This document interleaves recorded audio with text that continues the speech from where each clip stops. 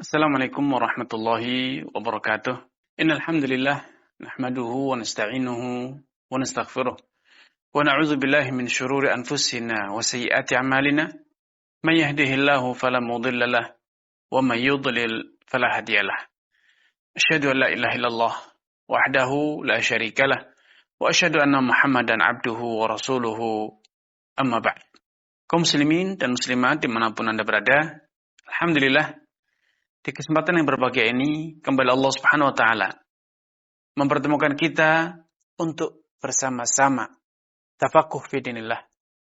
Semoga senantiasa membawa keberkahan, mengobarkan iman, menumbuhkan semangat beramal, dan memperdalam hazanah keilmuan kita. Salawat serta salam tidak luput untuk kita aturkan kepada junjungan kita Nabi Muhammad SAW, panutan dan suri teladan kita. Semoga Allah Subhanahu wa Ta'ala mengizinkan kita untuk bisa meneguk minuman dari telaga Nabi sallallahu alaihi wasallam kelak di alam mahsyar. Kaum muslimin dan muslimat dimanapun Anda berada. Dalam ayat lain disebutkan, "Tsumma yuqayyadu lahu a'ma asam abkam." Setelah lelaki tersebut gagal menjawab, akan dikirimkan lelaki yang a'ma buta, asam tuli, abkam bisu, fiyadihi mirzabatun, di tangannya terdapat palu godam yang sangat besar. Lau duriba biha jabalun lakana turaban. Andai palu itu dipukulkan ke gunung, niscaya gunung pun akan hancur berantakan. Fayadribuhu darbatan hatta yasira turaban. Ketika lelaki jahat, lelaki kafir, lelaki fasik tersebut gagal menjawab pertanyaan dua malaikat, maka dipukullah di kening, di dahinya dengan pukulan yang sangat keras, menjadikan kepalanya hancur berantakan bagaikan debu yang berterbangan. Tsumma yu'iduhullah kama kan. Kemudian Allah kembalikan lagi kepalanya. Fayadribuhu darbatan ukhra. Kemudian dipukul lagi untuk kedua kalinya. Fayasihu sayhatan yasma'uhu kullu syai'in illa thaqalain. Sehingga dia menjerit dengan jeritan yang sangat keras, didengar oleh semua makhluk selain jin dan manusia. Qala al-Bara, perawi yaitu sahabat Al-Bara bin Azib mengatakan, "Tsumma yaftahu lahu babun ila nar wa yumhadu lahu min furushin nar." Na'udzubillah. Dibukakan untuknya pintu ke neraka dan dihamparkan untuk dia hamparan karpet yang didatangkan dari neraka. Sehingga dia terus terpanggang, terus tersiksa, merasakan suhu panas neraka dan merasakan sengatan hamparan yang didatangkan dari neraka. Na'udzubillah. Al-Imam Ibn Taimiyah rahimahullah mengisahkan bahwa di negeri Syam pada zaman beliau ada satu kuburan, yaitu kuburan orang-orang Majusi. Setiap kali onta-onta milik penduduk setempat mengalami sakit sehingga tidak bisa mengeluarkan kotoran dari perutnya, kalau manusia disebut dengan sembelit misalnya, sehingga perutnya terus membengkak dan kembung, maka oleh penduduk setempat, onta-onta yang mengalami kembung perut tersebut, gangguan pencernaan tersebut, dibawa ke kuburan orang Majusi tersebut. Sekedar tiba di sisi kuburan, onta tersebut segera mengeluarkan kotoran dari duburnya. Kenapa? Al-Imam Ibn Taimiyah menjelaskan, karena onta tersebut mendengar lengkingan penghuni kuburan yang menjerit karena tersiksa di alam kuburnya. Karena memang penghuni kuburan, kalau dia dari orang yang beriman, akan merasakan nikmat kubur.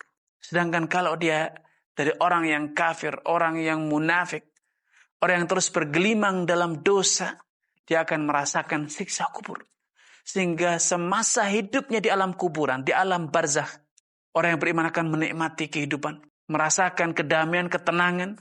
Sebaliknya orang yang kufur, orang yang musyrik, orang yang kafir akan terus merasakan siksa alam kubur.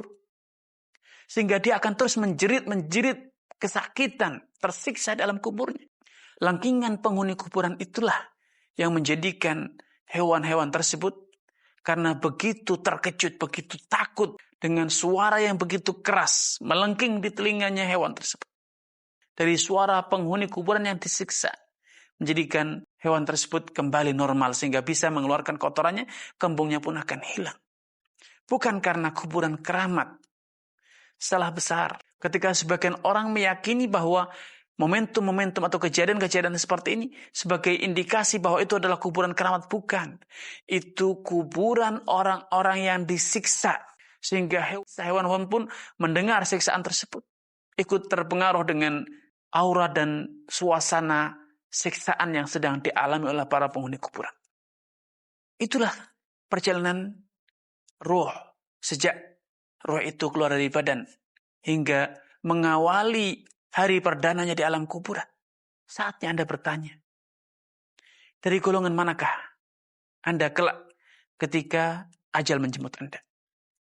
Apakah Anda termasuk golongan orang-orang yang ketika malaikat maut, penjemput nyawa, pencabut nyawa datang, Anda akan berhadapan dengan malaikat pencabut nyawa yang telah didampingi oleh para malaikat yang membawa kain kafan dari surga. Dari kain kafan itu memancarkan aroma yang sangat harum dan mereka pun menenangkan Anda dengan mengatakan, "Allah takhafu wa la tahzanu." Jangan engkau galau, jangan engkau takut dan bergembiralah dengan surga yang segera akan engkau rasakan.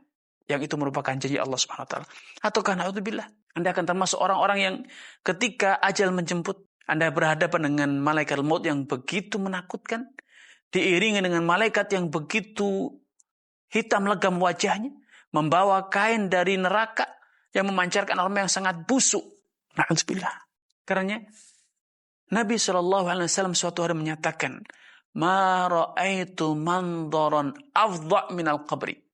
Aku tidak pernah melihat satu pemandangan yang lebih menakutkan dari pemandangan di alam kubur. Di lain kesempatan beliau mengatakan, "Laula alla tadafanu." Andailah bukankan aku khawatir kalau kalian akhirnya tidak siap untuk menguburkan orang yang mati dari kalian. Niscaya akan aku minta kepada Allah agar Allah memberikan kesempatan kepada kalian mendengar siksa alam kubur. Andai bukan karena kekhawatiran aku, setelah kalian berkesempatan mendengarkan siksa kubur, akhirnya kalian tidak lagi mampu untuk menguburkan siapapun yang mati. Andai kalian mampu mendengarkannya, niscaya akan aku pintakan kepada Allah untuk memberikan kesempatan sejenak saja kalian mendengarkan siksa kuburan. Alhamdulillah. Karena itu khawatir iman. Pesan Nabi SAW agar kita selalu mengingat kematian. Mengunjungi kematian yang karena mengunjungi kuburan. Karena itu akan menjadikan jiwa kita lunak. Kesombongan kita akan runtuh. Keangkuhan kita akan luntur. Kelalaian kita akan berakhir. Sehingga jiwa kita takhsya' li dzikrillah, tunduk dan patuh untuk selalu berzikir mengingat Allah Subhanahu wa taala. Itu sangatlah indah. Andai kita lakukan. Namun sayang, betapa seringnya kita lalai mengingat kematian. Betapa jarangnya kita mengunjungi kuburan. Akhirnya seringkali kita rasakan jiwa kita kaku. Jiwa kita keras. Kita terlupakan dengan hiruk pikuk dunia dari mengingat akhirat. Alhaakumut takatsur hatta zurtumul maqabir. Kalian betul-betul telah terlalaikan oleh perlombaan mengumpulkan harta kekayaan dunia. Sampai suatu saat nanti kalian akan terkejut ketika kalian betul-betul harus dihantarkan ke dalam kuburan kalian.